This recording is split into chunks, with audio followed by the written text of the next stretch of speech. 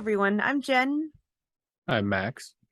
And I'm Rebecca, and welcome to What the Adaptation, the show where we discuss adaptations from one form to another. And tonight we are continuing with our Rings of Power discussion with episode 3. So Max, you want to tell us a little bit about the episode? Well, this episode is titled Adar, or Adar, however you want to pronounce it. Directed by Wayne Yip, written by John D. Payne and Patrick McKay.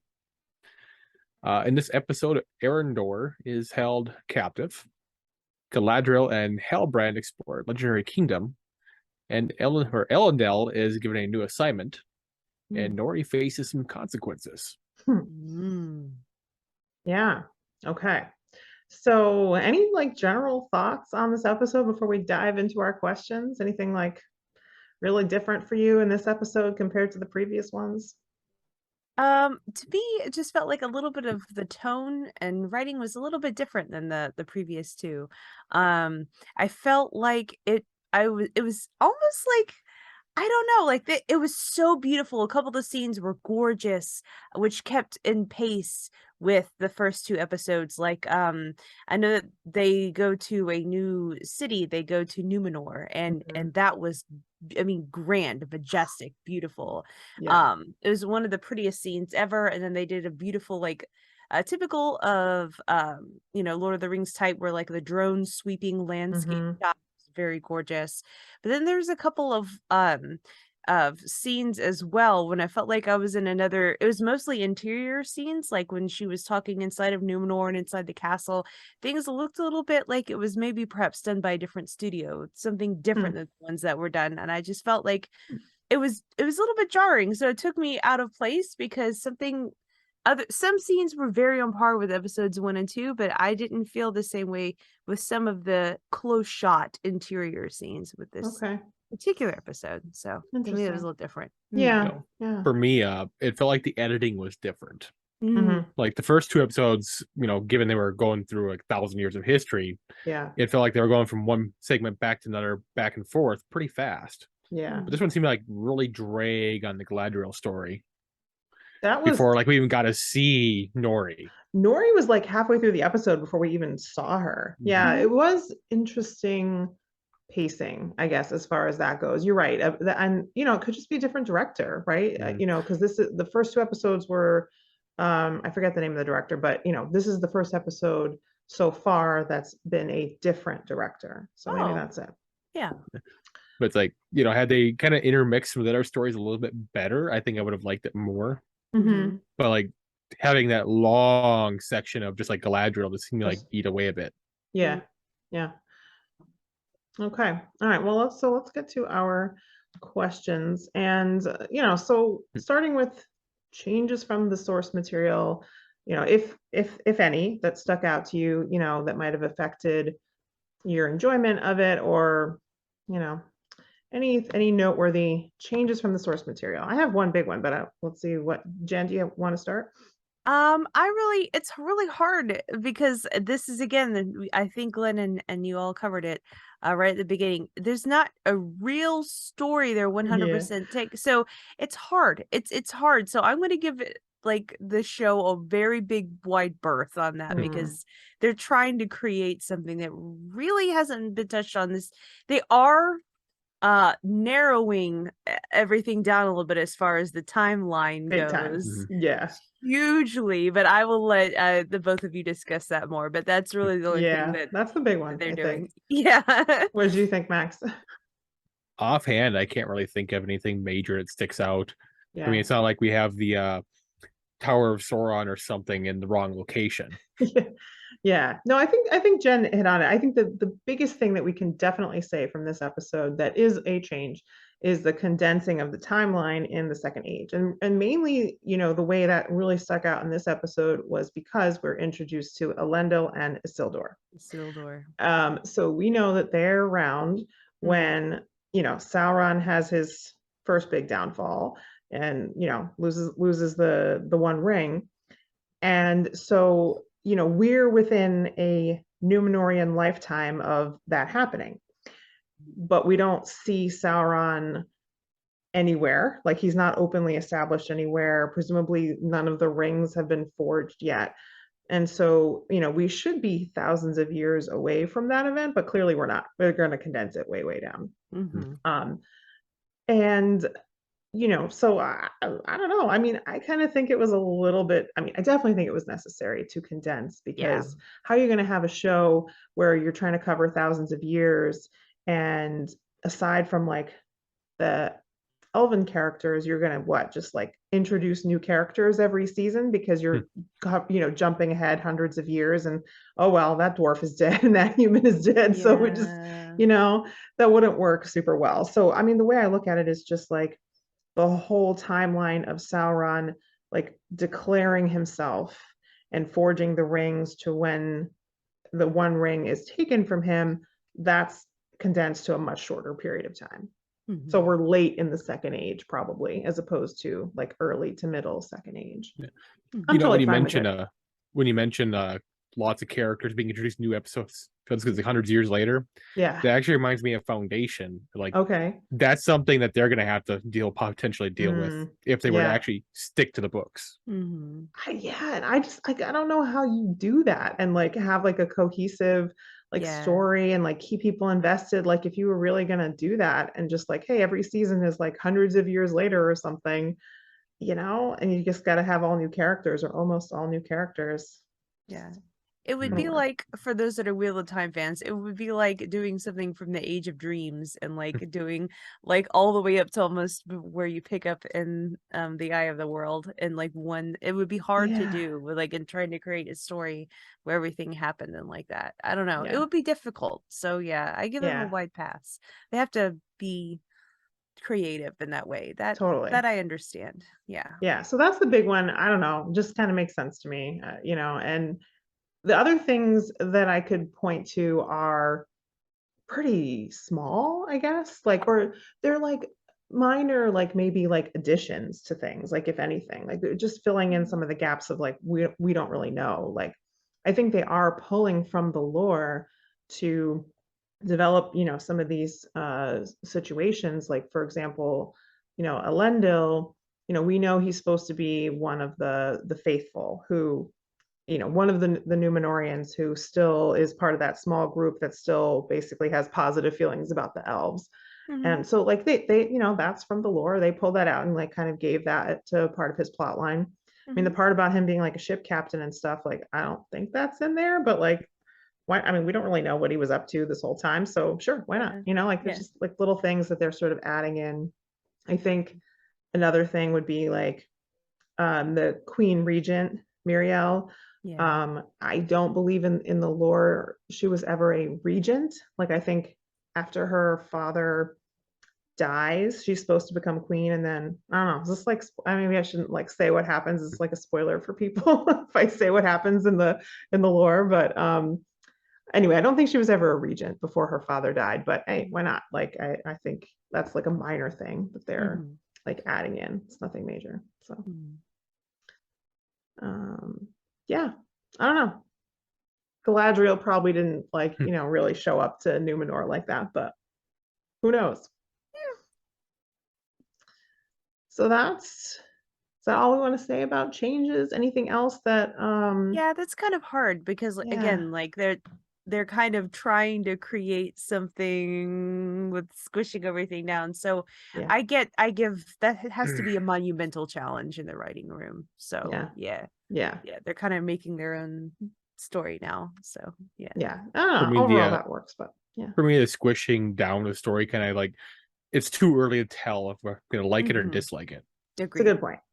I think a lot of these things it's too early to tell, right? Because there's things happening here that might actually be changes to the lore, but we don't even know for sure, right? Like, we don't know where Sauron is. We don't know who he's, posing as or anything. We don't know who this stranger is, if he's one of the wizards, is like the common theory. So that could be a change or maybe not. Like, we don't know because we don't know who some of these like mysterious figures even are. Did you guys have any thoughts on that? Like theories about, are one of these people Sauron, or, who the stranger is?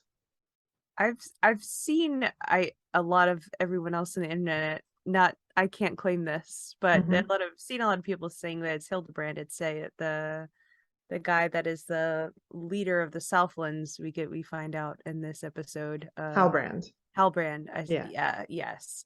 So there's a lot of people that say, I'm seeing on the internet that is saying that it's actually Sauron disguise. I'm of the camp where I don't think we may have been even introduced to him yet, who's Sauron in disguise. I'm also saying I'm not convinced either. Yeah. I'm not convinced. Sauron in disguise may be coming later. I don't know if they've already given that away yet. It's possible, but I'm gonna be like, I would like to think we haven't been introduced to him yet. That's what I'm going with. Yeah. Mm-hmm.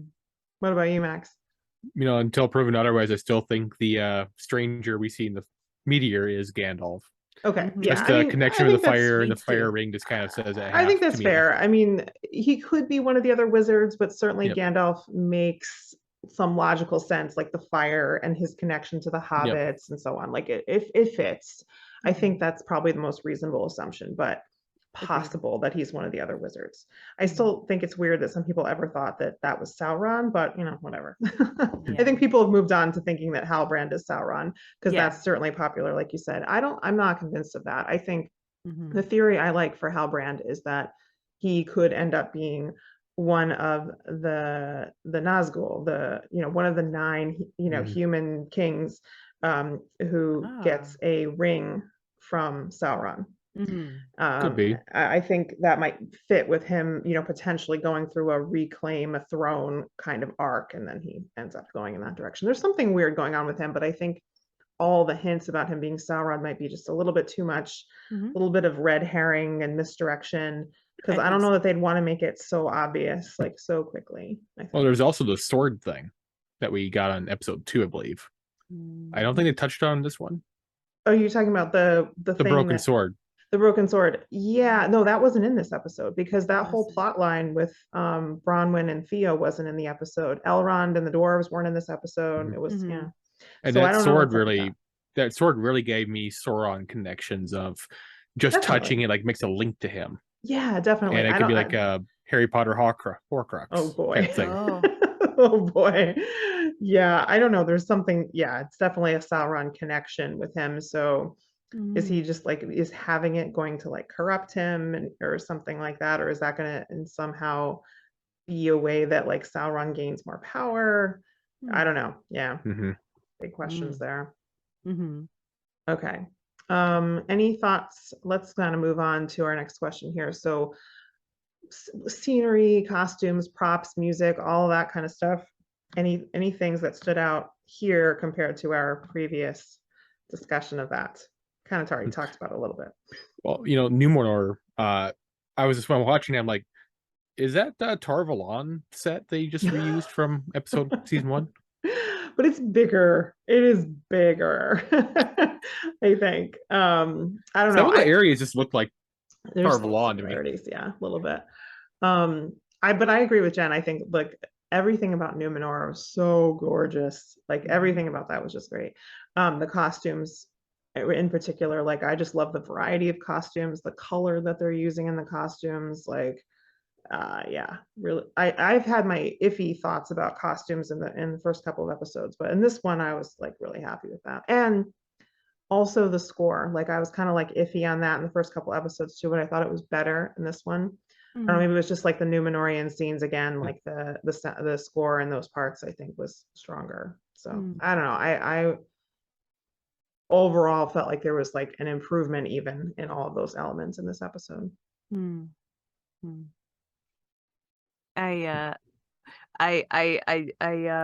did not like the ship, the Corsair. I'm going to call them the Corsair. I don't think they're Corsairs, but the ship costumes going in, like I did not like them at all. Are you talking about like what Elendil was wearing, or like Isildur when he's like training? Like Elendil and his crew. Yeah. When you first come in on the ship, like everyone in the city proper, like the dignitaries in the hall, like their robes look great. Yeah. But like just specifically that military, not even the guy who I think is the I don't know if he's the city watch or the captain of the guard, hit with a little knot that Halbrand tries. He's okay, but I'm talking about specifically like the entire ship, the nautical outfits of that I did not like at all. They looked to me they look like just like simple one like piece like bracketed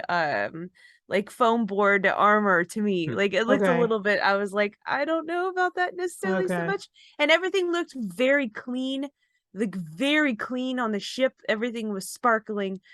So I was just like, you know, I for fantasy, one of the things I like about that is like kind of like the dark kind of like look like in the cabins when she was eating her porridge, you know, and everything looked like it was like beautiful, like it was a little cottage. And I'm like, no, this is like you're in a ship's underbelly and you're eating porridge and it's supposed to be kind of sad.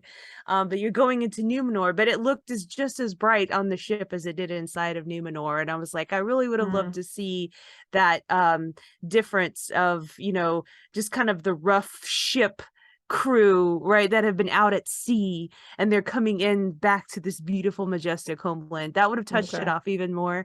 I just wish I would have had that. So that kind of took it out of me. Everything looked like extremely like new and bright and clean.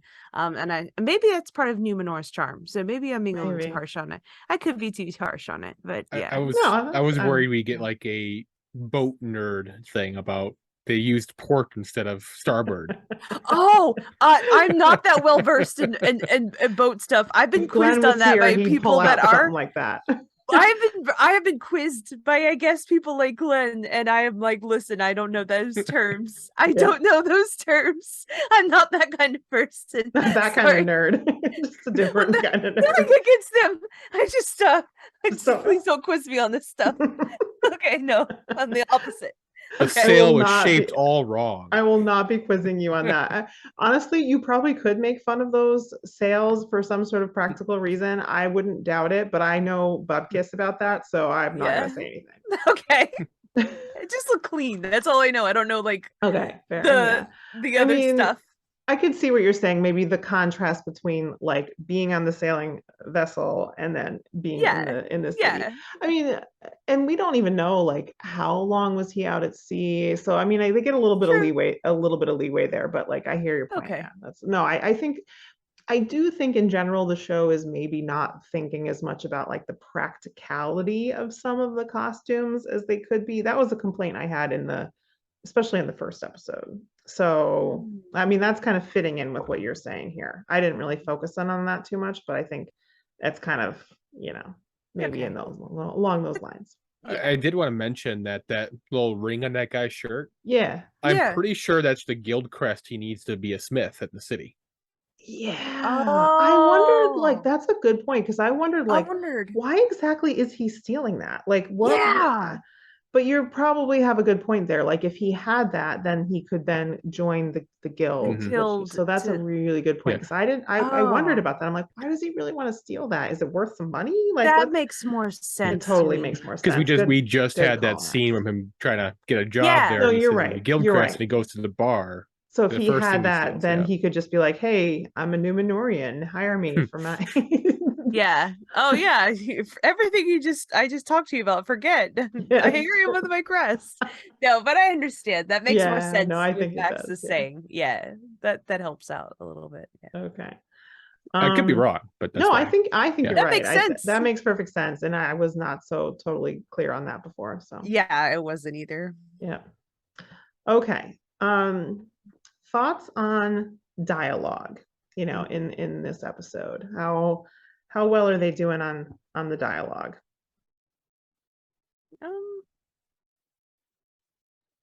Like, okay, like I don't. No one knows what to say. I don't think it's very Tolkien-esque, but it's not Tolkien, but it's not from Tolkien. So I mean, they don't have much to. They don't have as much to work with there in terms of like dialogue. Yeah. I think that is somewhat noticeable, that they are, you know, they don't have like a source material with dialogue that they can really draw from. I do feel like here and there, there have been some good lines, like, you know, well crafted, memorable lines. But on the whole, I don't think that's the strong point of this show so far. I feel like there are some like moments where the dialogue is like a little stilted or clunky, and maybe that's, you know, a little bit of a factor here. Like all the writers are having to just, you know, come up with it all on their own, and they, you know, maybe they're trying to make it sound Tolkien-esque, but they don't have actual Tolkien words to work with. So it might it's be a hard. little challenge. Yeah. Yeah. The Nori dialogue, I loved everything in that. Yes, I Um, do. I did I think too. I think they're doing better with those scenes, like the Harfoot scenes Agreed. and dialogue there, I think is stronger. It's maybe more Agreed. like with the scenes with elves that are not Yeah. quite working as well. Agreed. Agreed.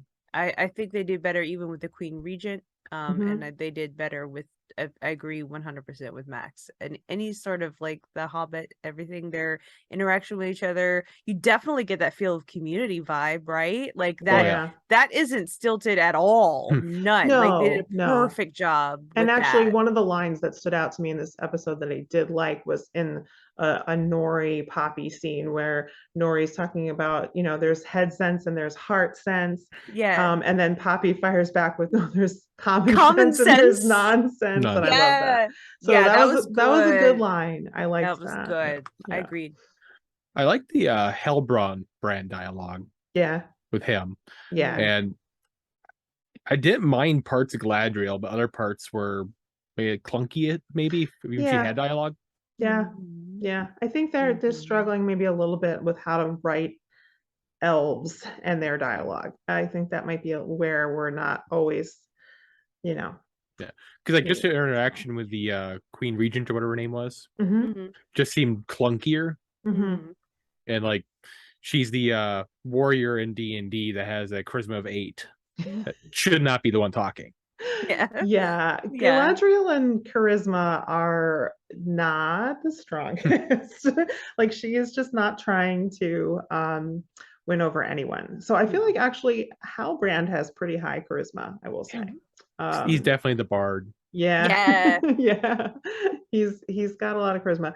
I think that's, you know, one of those things that in this episode, like I'm starting to question, like, he definitely has it, but then like, and sometimes we know he's not being super genuine, right? Like when he's like trying to like be buddy with the guys in the, you know, when he's having a drink with them, we know that's not genuine. We know he can like be very calculating and like, you know, with the Queen Regent, you know, he's putting on a show. There was that weird moment where he like hugs Elendil.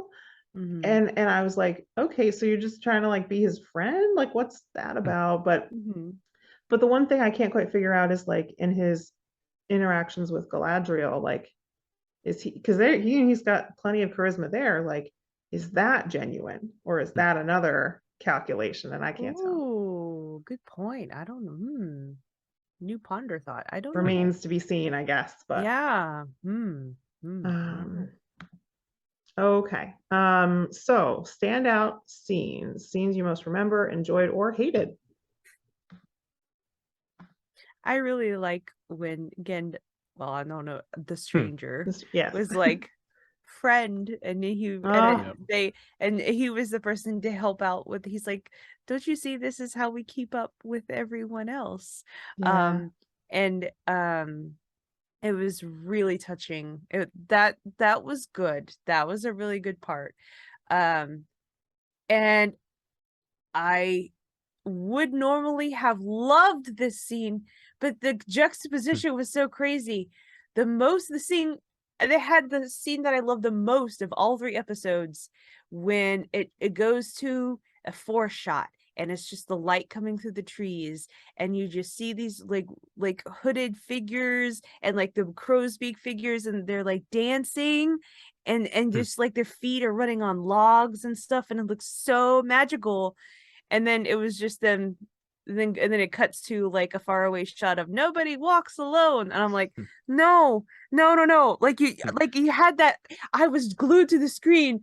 I was so captivated. Like, this is beautiful. What is this? It was the most beautifully shot thing. And the next shot was nobody walks alone, and they're just all kind of like goofily dancing, and I'm like, no, Yeah. it became like the Oompa Loompa march, Yeah. and I'm like, what happened? It was so, I was caught, I was like, oh, this is so beautiful, and then it was like, oh no, it's kind of a joke. So that's a great example, because you got like the scene, like what you loved the most, but also kind of hated the most, like immediate proximity. Immediately. I was Yeah, like, no, that's fair. And that might be another example of like, maybe that dialogue choice wasn't the best. I mean, we were just saying the dialogue choices for the Harfoots were good, but maybe that they could have done without that little chant. yeah, I You know? the chant itself isn't that bad. It was just like right against this like really beautiful magical like Separate it. ooh, Yeah. like I'm separate it. drawn like ooh, like I don't know. It was just weird. Yeah. It was a very hard cut. It was a very hard cut to me. Okay, I hear you. Okay. What about you, Max? Well, for standout scene, I'd have to say the Halbrand fight. Okay. It just went from this jolly scene to this brutal fight that could have been out of The Witcher. Yeah, no, that was brutal. You're right. I mean, that, yep. That's a good call out, because I feel like Halbrand in general stood out to me the most in this episode. It was hard for me to pick like a single scene, but that, yeah, basically that whole like transition from, hey, let's be buddies and drink, and then I'm gonna brutally like beat your asses. Yeah. That was pretty memorable. On the other end of it, I'm still not sure what I think about that horse scene. Yeah. I mean, you got her smile, which is just, I don't know. And then an albino horse, I'm guessing. Yeah, it looks like an albino horse. Yeah. I think they just slowed it down a bit too much. We didn't need it to be quite that slow. That was another thing. This episode loved slow-mos. Yeah. And it must be a Wayne Yip thing. I hated the slow-mos. It was just too much. Too much. Okay. I mean, I kind of like that one moment of like Arondir like defying gravity as he like leaps across the screen. But yeah, I think that maybe it was a bit overused. I definitely think in the horse scene, it didn't need to be that slow. Another thing I've heard people suggest was that there might have been a little cut scene there, like just a little bit more explanation of like why riding this horse was like such a big deal for Galadriel, because like they're like really making a big deal out of it, but it kind of came out of nowhere. Like all she says is like, did you say ride? And then all of a sudden we're just like, you know. To me, I think they tried to make people harken back to the Arwen scene when she's riding on the horse. Oh, you think? Or not? Obviously, she's not Arwen, but like I think they're trying to just kind of like have something about another she-elf on a horse somewhere. Kind of like maybe I'm thinking it's where they were going with it, but I'm like I don't know. I'm trying. Maybe. I mean, I kind of took it as like, all right, you know, clearly she's getting some like real joy in this moment. And like in general for her character, like she just doesn't have any joy, you know, like she's so driven and so focused on evil, you know, which I can't blame her, but that, you know, we were getting this moment of her just, you know, with something that actually gives her joy, which is great. But it was just a little jarring. Like maybe we need a little bit of something in between there, or maybe just like pull it back just a little bit. Like we're at an 11 and maybe we need to just like pull it back to like an 8 or a 9. I mean, they could do that whole, you know, emotional trauma thing where they basically do RTAX with her. Oh no, don't do that. We don't need to traumatize Galadriel anymore. I think she's got enough trauma. Like, let's not do that. But maybe I wouldn't. Thank you, Max. If this were House of the Dragon, then for sure that would be happening. We would that horse would be brutally murdered if that's the show we were watching. So I mean, she has joy, so clearly they have to take that away. Yeah, that's true. Yeah, I don't know. Okay, so you guys have mentioned some good ones. I'll just like I'll pick out some stuff with the Arondir scenes. I feel like there were some good moments for him where, you know, honestly, a lot of it was just like there's like close-ups on his face and he's just like reacting to like, you know, the moment when he's like, I'll cut it. Like he's deciding he's gonna like cut the tree, and he's basically, you know, willing to sacrifice himself if like his friends can escape. So I think he had some memorable moments in there. It wasn't even a lot of scenes for him, but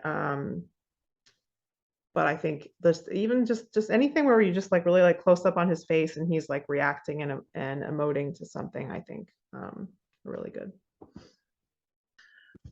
So let's pick up and talk about our casting, acting choices for this episode. We were introduced to a whole bunch of new characters, so maybe some comments there.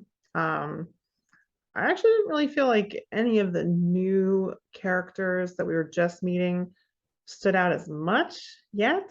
I mean, we're just kind of like being introduced to them, personally, but I felt like the standouts for me in this episode were Charlie Vickers as Halbrand. Like, I think he got way more interesting. So I was just, and there's different like layers to the character, and I think he's showing that, which is nice. And then also, as I kind of mentioned earlier, Ismael Cruz Cordova, who is playing Arondir, I just felt like he did a lot of like emoting, without words, and I'm getting more impressed with him as well. So both of them I felt like had strong episodes. The actor that played the ship captain, Isildur's father, Elendil, Elendil, Lloyd Owen. Yes. Okay, Lloyd, thank you. He did fantastic. I bought him. I like him too. Yeah, he did very well for me. He was like head and shoulders like for the episode for me personally. I was like, okay, that's really good. Yeah, for sure. Of the new characters we've met, like he's had like the strongest of all of them. The rest of them are kind of just like, well, we're just like kind of maybe getting a sense of who they are, but he was a good standout in the episode. I agree. Yeah, aces. How about you? Aside from those that I was mentioned, I'd have to go Megan Richards for Poppy. Oh yeah, she was so good in this episode. That's a good call. I like her. She's been great so far. And then of course the horse for putting up with that. Good point. That horse was doing some fabulous acting in that slow-mo scene. You gotta call out the non-human actors. I'm totally with you there. Always. All right, good choices. I'm glad you said that about Poppy, because I really am liking her a lot, and she was good in this episode. Yeah, me too. Okay, any best or worst, anything to do with CGI, creatures, doesn't have to be a creature, just anything with special effects that was best or worst? Didn't like the work too much. Yeah, that's kind of the standout one in this. I maybe don't love the design of it. I don't know. Like, I don't know if it necessarily looked bad, but the design was a bit weird, wasn't it?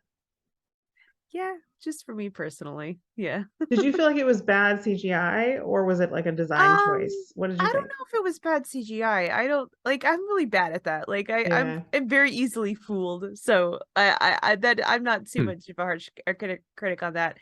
But they I don't understand. I guess you would say the design choice. Yeah. I don't like horror. I think I've talked with you both before about this, but that didn't come across as scary to me as somebody that doesn't even like horror at all.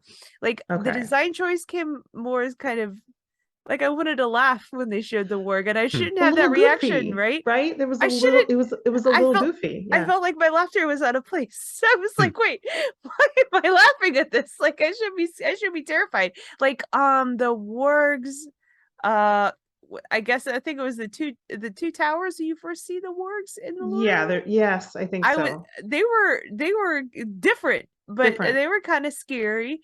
And then of course, because you mentioned the never-ending story already, Max, obviously the wolf in that like 20 years ago was terrifying to me. But then like this warg, I was like, why am I wanting to laugh? I think it was the eyes. Maybe it's the Cookie Monster eyes. The eyes are a little goofy. Cookie Monster. They were, yeah. I just say it's a puppy compared to the wargs in original movies. Yeah. Maybe it was a young warg. Maybe it that could was. be. I don't It's know. possible. Because did they ride them in the first one? Yeah, there were orcs riding riders. wargs. Yeah, there absolutely were. Yeah. Because that's a puppy by standards. That could be it. Interesting. Or maybe it's 2,000 years of breeding early. Ooh, okay. It's like the pug version of the warg. Right now they're made for the goblins, not the orcs. I understand.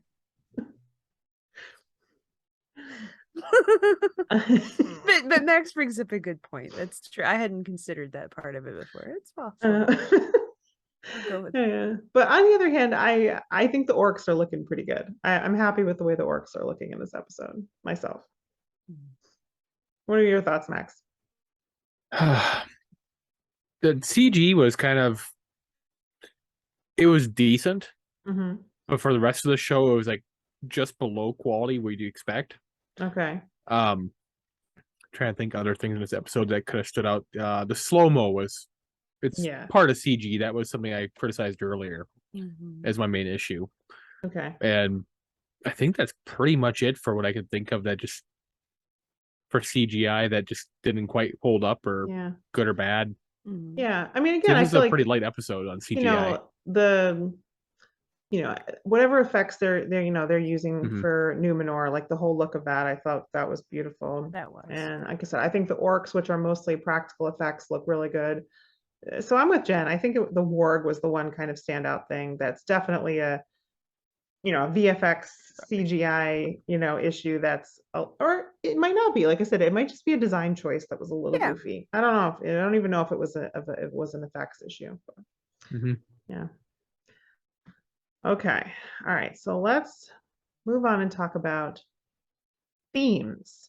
Any themes present in this episode that caught your attention? How might that be relevant to either the books or, previous movies? When you have that, you had one earlier when we were recording and you just completely forget what it was. Yeah. I feel like I'm a little bit ill prepared on this one for some reason. I know what I want to say, but maybe the two of you can help discern. Okay. You're both pretty good at that.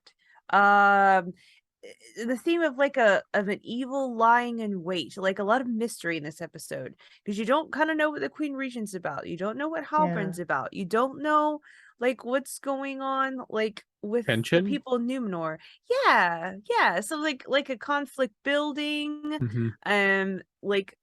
just a hidden evil lying in wait. I guess it's not very short, but that's kind of what I'm thinking. As you were talking and as I'm scanning through my notes on the episode, what came to mind for me that I think is related to what you're saying is hidden intentions. A lot of people in this episode have hidden intentions, and they might not in all cases be evil. Some of them are probably evil and some of them are not. But you're right, we don't know what's up with the Queen Regent. I think my instinct is that her hidden intentions is that she doesn't actually hate the elves. She's just going along with that because that is the prevailing necessary political opinion in Númenór right now. But the way she talked to Elendil and that little hook we get at the end when she's talking to her father about his prediction about the elf arriving, I think that she doesn't actually hate elves. I think she's just pretending. So I think that's a hidden intention. I mean, Halbrand has some kind of hidden intentions. I don't know what the heck his intentions are. That's a big one. We can speculate all day about that. Yeah. So, but and some of it fits in with what you're saying too, Jen, that sort of lurking, menace, growing and mystery. We don't know what is going on with the stranger. I don't happen to think the stranger is evil. There's some, questions for some people there, but I think it seems more obvious in this episode that he's not evil. But we don't know what his intentions are either. And yeah, I don't know. I mean, I guess you could. No, I'm off track again. So somebody else pick up the thought. So what had just occurred to me is throughout the episode, there's a kind of underlay of loss. We have it definitely with the hobbits when they go over Yeah. the speech of all that they've lost over the years. Yeah. Númenór, we have some mention of some number being lost, I guess, during the war. We obviously have the loss dealt with the elves being, captured. Their whole story. Yeah. I believe was it Elendil, the guard at Númenór? It sounded like there was another son he had that might have got lost. Yeah, I don't know what's going on with his other son. He is mentioned, and I don't honestly, I mean, because they haven't made it clear what they're going to do here with him. You know, but there's something there. There's definitely something there because he's mentioned and he's not around. Yeah. But then there's this little spark of hope when that stranger helps the hobbits. Yeah. This is my favorite part. Yeah. I like that. Yeah. That spark of hope is also in other spots too, and I think you're probably It's almost like on... Gandalf has a habit of being that little spark of hope. He does. That's very, very true.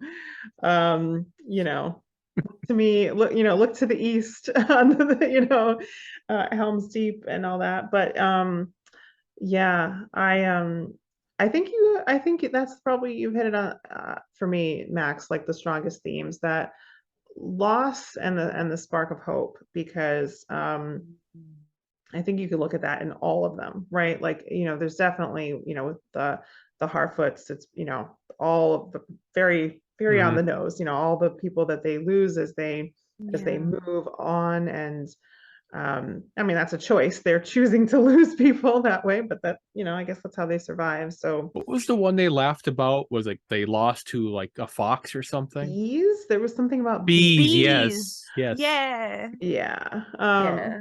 Definitely honey related. But then yes, so the strangers providing the spark of hope there.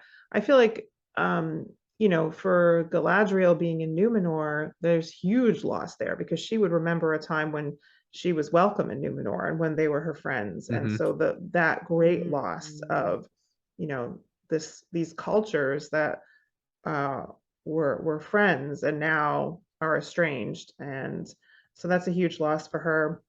And Elendil being her spark of hope, because she sees that there are some here who don't hate her.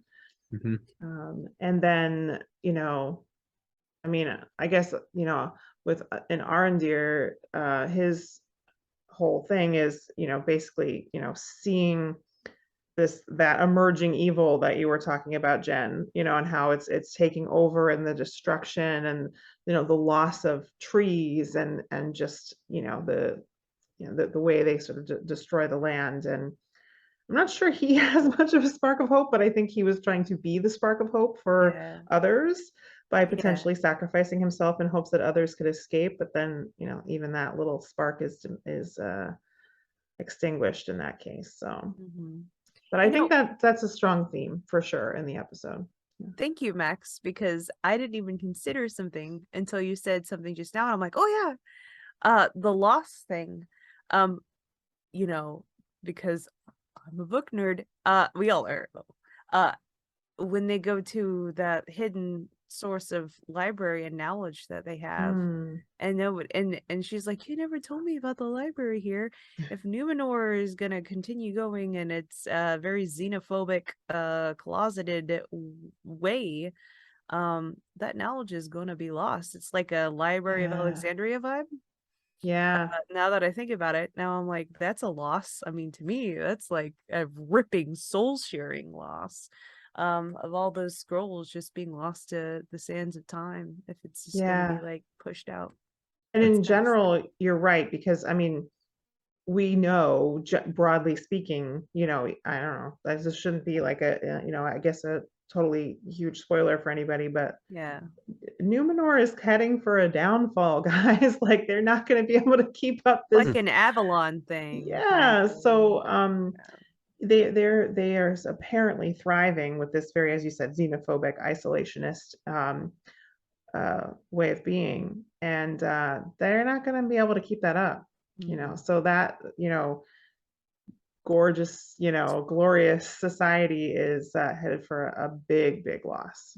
Mhm. Yeah. Mm. Okay, I feel good about that. If walking into that unprepared, I think Max saved us with some good thoughts there Yeah. on theme. So Thanks, And Max. that's not even the one I was thinking about. okay, yeah? but you still haven't come up with the one you were thinking of. It just float away. Okay.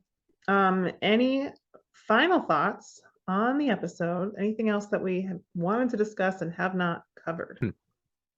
I just hope they start the fleshing out into more things, like less exposition. I want to see some more plot development. I want to see that.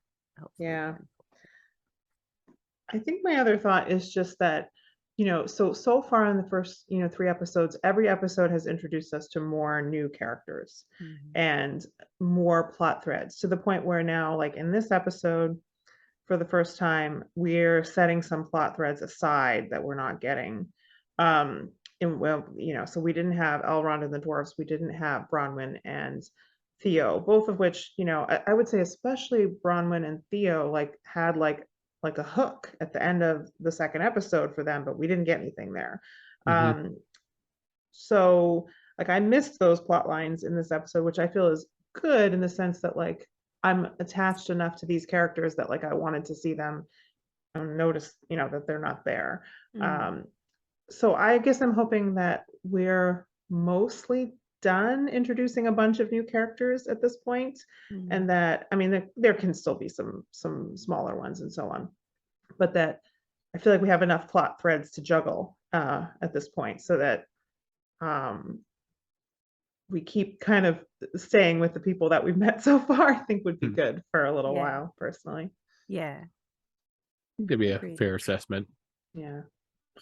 I would say if they keep doing what they're doing, maybe we'll get more of the Elrond and Durin plotline next episode. I think we will. I think that was in the preview, which I definitely am looking forward to. That's still, that scene with Elrond and Durin and Disa is probably still my favorite scene in the whole that was 3 cute. episodes so far. And that can encompass crafting the 3 rings. Yeah, right. We need to move more on that. Yeah. And then from there, I'm gonna guess they're gonna dial back on Galadriel.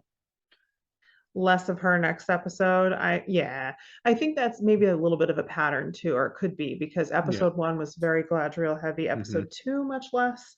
Now episode 3, lots of Galadriel again. So maybe episode 4, scale back on her a little bit. I think that is quite possible. Yeah. And then we'll get the other elf story, and there'll be riots if we don't get Nori. Yeah. So far we've had Nori in every episode. So yeah, I think that is probably going to continue. But I remember, was she in the first episode? Yes. Yeah. Not as much though. It was just very introductory. She didn't have as much to do, but she was in the first episode. Couldn't remember, because they kind of ran together. Yeah, that's true, because you have the 2 episodes at once. They do a little bit. Yeah. But she was. I know. I think so far we've had obviously Galadriel in every episode, Nori in every episode, Arondir in every episode. I think that's it. So I think I'm curious what you guys think about Nori. How much longer do you think she is going to be able to stay with her Harfoot group and family? I think at some point she's not gonna be able to stay there forever. She's gonna have to leave. I would guess they're gonna run into the humans fleeing the settlement and or the elf. Okay. And obviously meet up with Halbrand and Galadriel. Okay. Yeah. I don't know. I'm not sure where they're going to go with that yet. I'm just kind of along for the ride. I think if someone was like, you have to have a